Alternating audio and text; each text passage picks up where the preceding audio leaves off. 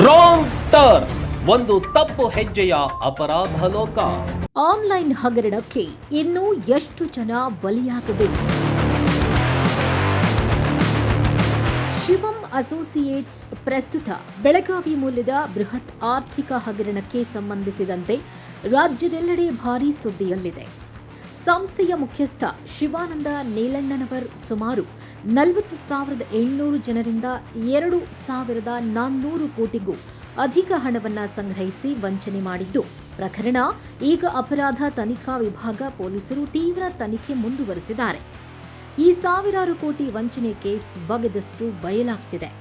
ಇಷ್ಟು ದಿನ ಶಿವಾನಂದ ನೀಲಣ್ಣನವರ್ ಬುಡಕ್ಕೆ ಬಿಸಿ ನೀರು ಕಾಯಿಸಿದ್ದ ಸಿಐಡಿ ಅಧಿಕಾರಿಗಳು ಸಿನಿಮಾ ಮಂದಿಗೂ ಶಾಕ್ ಕೊಡೋದಕ್ಕೆ ಮುಂದಾಗಿದ್ದಾರಂತೆ.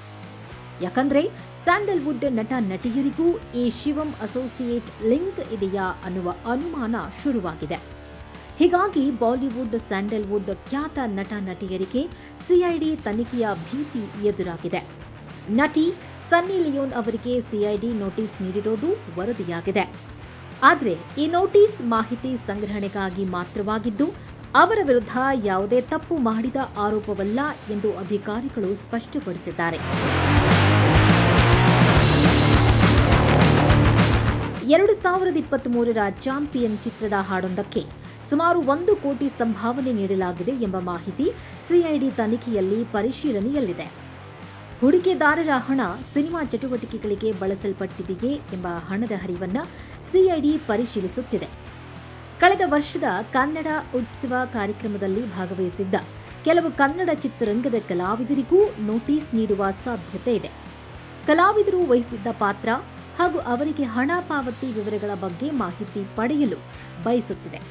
ಅತಿಯಾದ ಬಡ್ಡಿ ಆಸೆಗೆ ಬಿದ್ದು ಜನರು ತಮ್ಮ ಕಷ್ಟಪಟ್ಟು ಸಂಪಾದಿಸಿದ ಹಣವನ್ನು ಕಳೆದುಕೊಳ್ಳುತ್ತಿರುವುದು ಹೆಚ್ಚಾಗಿದೆ. ಮೋಸ ಹೋಗದಂತೆ ಎಚ್ಚೆತ್ತುಕೊಳ್ಳುವುದು ಈಗ ಅತ್ಯಗತ್ಯ. ಆನ್ಲೈನ್ ಹಗರಣಗಳು ಮತ್ತು ಅನಧಿಕೃತ ಹಣಕಾಸು ಜಾಲಗಳು ಜನರನ್ನ ಸುಲಭವಾಗಿ ಬಲೆಗೆ ಬೀಳಿಸುತ್ತಿವೆ. ಅಧಿಕ ಬಡ್ಡಿ ವಂಚನೆಯಿಂದ ಪಾರಾಗಲು ಈ ಕೆಳಗಿನ ಮುನ್ನೆಚ್ಚರಿಕೆಗಳನ್ನು ಅನುಸರಿಸುವುದು ಕಡ್ಡಾಯವಾಗಿದೆ. ಸಾಮಾಜಿಕ ಜಾಲತಾಣಗಳು ಅಥವಾ ಅಪರಿಚಿತ ಮೆಸೇಜ್ಗಳ ಮೂಲಕ ಬರುವ ಲಕ್ಷಕ್ಕೆ 1000 ಅಥವಾ ದಿನಕ್ಕೆ ಡಬಲ್ ಹಣದ ಆಮಿಷಗಳಿಗೆ ಬಲಿಯಾಗಬೇಡಿ. ಯಾವುದೇ ಸಂಸ್ಥೆ ಅಥವಾ ವ್ಯಕ್ತಿಯಲ್ಲಿ ಹಣ ಹೂಡಿಕೆ ಮಾಡುವ ಮುನ್ನ ಅವರು ಭಾರತೀಯ ರಿಸರ್ವ್ ಬ್ಯಾಂಕ್ ಅಥವಾ ಸೆಬಿ ಇದರಿಂದ ಅಧಿಕೃತ ಪರವಾನಗಿ ಪಡೆದಿದ್ದಾರೆಯೇ ಎಂದು ಖಚಿತಪಡಿಸಿಕೊಳ್ಳಿ. ಯಾವುದೇ ಯೋಜನೆಯಲ್ಲಿ ಹಣ ಹೂಡಿಕೆ ಮಾಡುವಾಗ ಅಥವಾ ಸಾಲ ಪಡೆಯುವಾಗ ಅಧಿಕೃತ ರಸೀದಿ, ನಿಯಮಗಳು ಮತ್ತು ಷರತ್ತುಗಳ ಸ್ಪಷ್ಟ ದಾಖಲೆಗಳನ್ನು ಪಡೆದುಕೊಳ್ಳಿ. ಮೊಬೈಲ್ನಲ್ಲಿ ಬರುವ ಅಕ್ರಮ ಲೋನ್ ಆಪ್ಗಳ ಮೂಲಕ ಸಾಲ ಪಡೆಯಲು ಹೋಗಬೇಡಿ. ಇದು ಅಧಿಕ ಬಡ್ಡಿ ವಸೂಲಿ ಮತ್ತು ವೈಯಕ್ತಿಕ ದತ್ತಾಂಶ ದುರುಪಯೋಗಕ್ಕೆ ಕಾರಣವಾಗಬಹುದು. ಸಾಮಾನ್ಯವಾಗಿ ವಾರ್ಷಿಕವಾಗಿ 10% 12% ಹೆಚ್ಚು ಬಡ್ಡಿ ನೀಡುವ ಯಾವುದೇ ಖಾಸಗಿ ಯೋಜನೆಗಳು ಅಥವಾ ನಕಲಿ ಕಂಪನಿಗಳು ಹೆಚ್ಚಿನ ಅಪಾಯವನ್ನು ಹೊಂದಿರುತ್ತೆ. ನಿಮ್ಮ ಹಣ ಸುರಕ್ಷಿತವಾಗಿರಲು ಬ್ಯಾಂಕುಗಳು ಅಥವಾ ಅಧಿಕೃತ ಸರ್ಕಾರಿ ಉಳಿತಾಯ ಯೋಜನೆಗಳಲ್ಲಿ ಹೂಡಿಕೆ ಮಾಡುವುದು ಉತ್ತಮ.